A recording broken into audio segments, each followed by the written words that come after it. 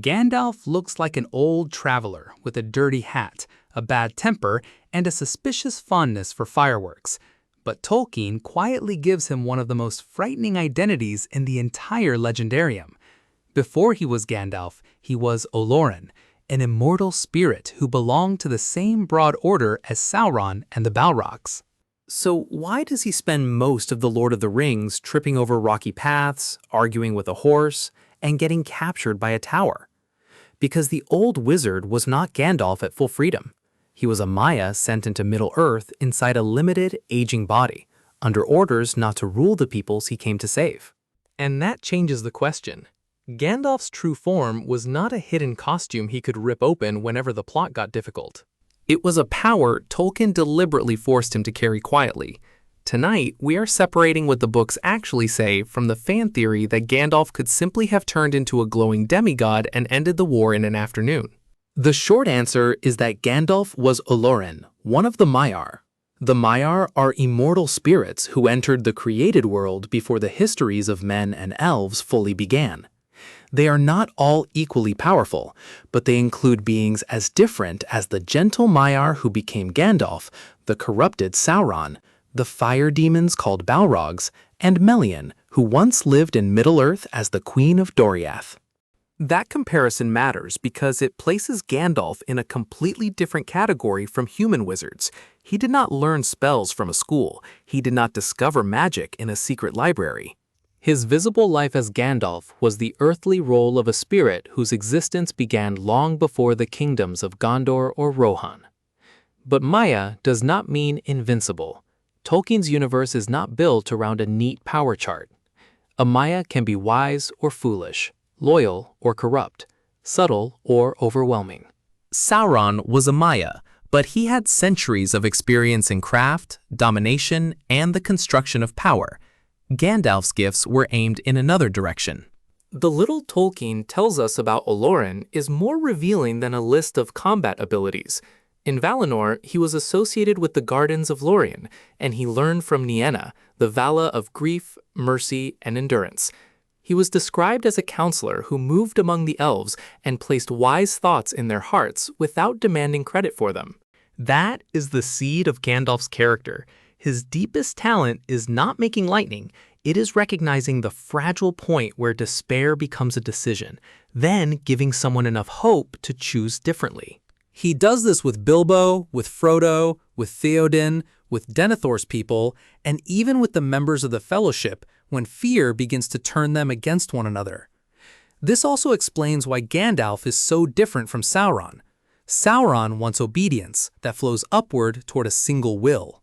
Gandalf's purpose is almost the reverse.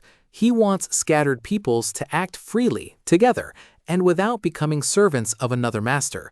His power is therefore easy to underestimate because it often appears as someone else making the decisive choice. The most important clue comes from the mission of the Istari. The Valar did not send 5 visible gods to Middle-earth with permission to flatten every fortress in Mordor. They sent emissaries who would advise the free peoples, encourage resistance, and help them unite against Sauron. The wizards were forbidden to reveal themselves in forms of majesty or to dominate elves and men through open displays of power. They came in bodies that looked old, vulnerable, and unimpressive. The restriction was not just a costume rule.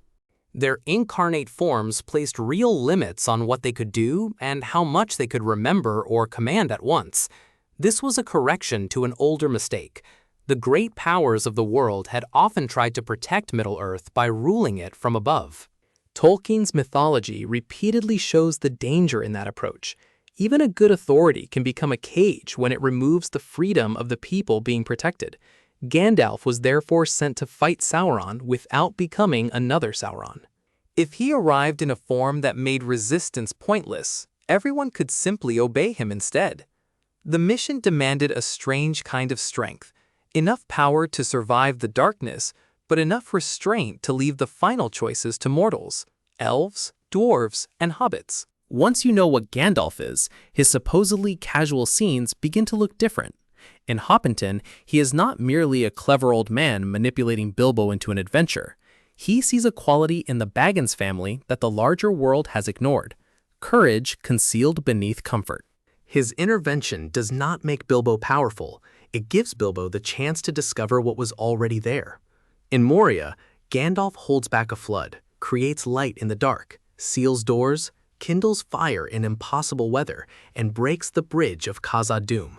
These are not presented like a superhero's catalog of attacks. They are practical acts performed under pressure, as if the world briefly remembers what kind of being is speaking through the old man's voice.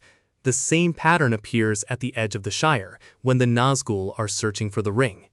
Gandalf cannot simply erase the Black Riders from existence. Instead, he delays them, withstands them, and keeps the road open long enough for the larger plan to survive. His power is real, but his mission keeps turning that power into time, shelter, warning, and escape. Then comes the moment that makes the Gandalf was secretly unstoppable theory feel irresistible: the battle with the Balrog. Gandalf confronts Durin's Bane on the bridge of Khazad-dûm, falls with it into the abyss, and eventually defeats it after a struggle that lasts far beyond the scene we see directly.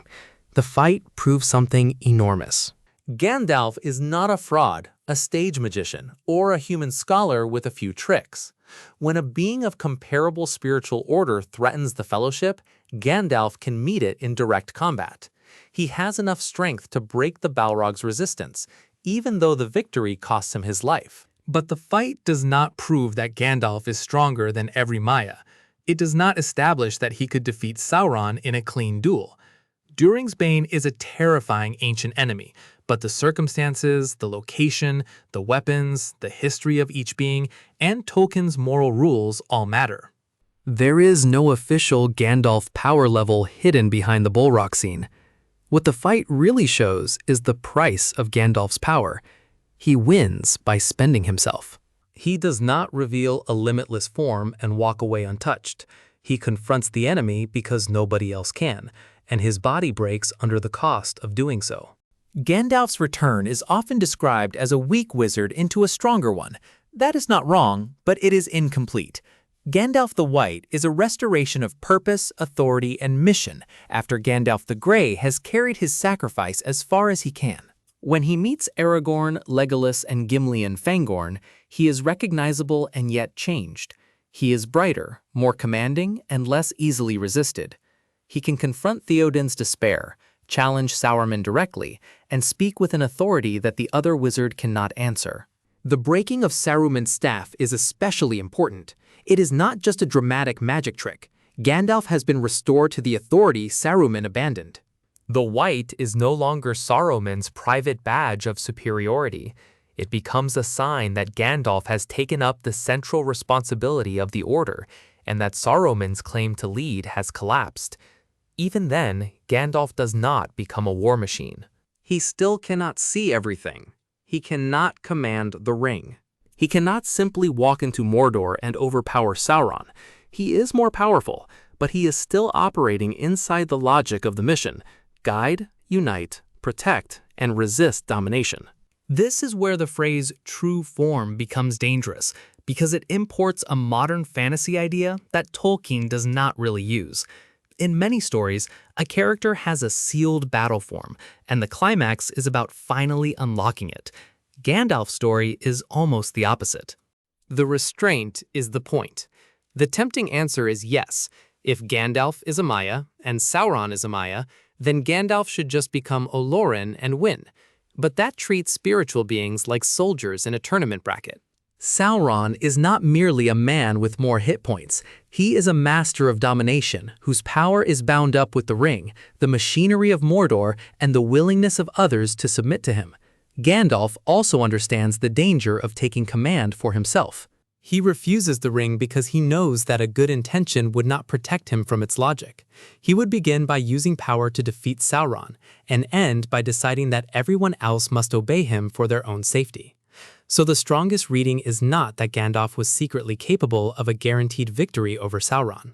It is that he was powerful enough to become a terrible alternative if he abandoned his purpose.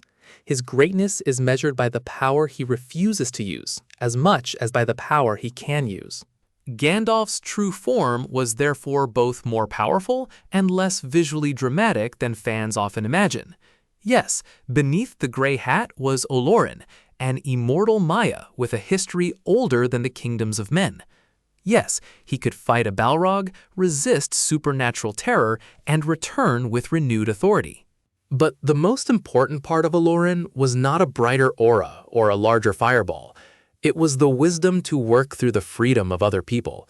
Gandalf's victory over evil depends on Bilbo's mercy, Frodo's endurance, Sam's loyalty, Theoden's recovery, Aragorn's acceptance of responsibility, and the courage of ordinary soldiers who never know how close the world came to ending. That is why Gandalf can be both a cosmic spirit and the person who insists that a frightened hobbit still matters. His weak form lets the story preserve the dignity of everyone around him. If he solved every crisis alone, Middle-earth would be saved, but it would not be free. So, was Gandalf more powerful than he appeared? Absolutely. He was not a human wizard who happened to become very clever. He was Olórin, a Maia placed inside an old man's body and sent into danger under rules designed to prevent him from becoming a new tyrant. Was he secretly able to reveal a perfect form and defeat Sauron by himself? Tolkien never gives us that promise, and the story argues against it. Gandalf's power was real, but it was disciplined, sacrificial, and aimed at awakening courage in others. The truest form of Gandalf is not the gray figure becoming a glowing superweapon. It is the old wanderer standing on the bridge, knowing he may die, and buying everyone else one more minute to escape. That is not less power than a spectacle. In Tolkien's world, it is the kind of power that actually saves it. Thank you for keeping the Black Quill Society company in the archives tonight. If this little expedition into Gandalf's dangerous hidden identity earned its candlelight, subscribe, pull up a chair, and I will see you in the next one.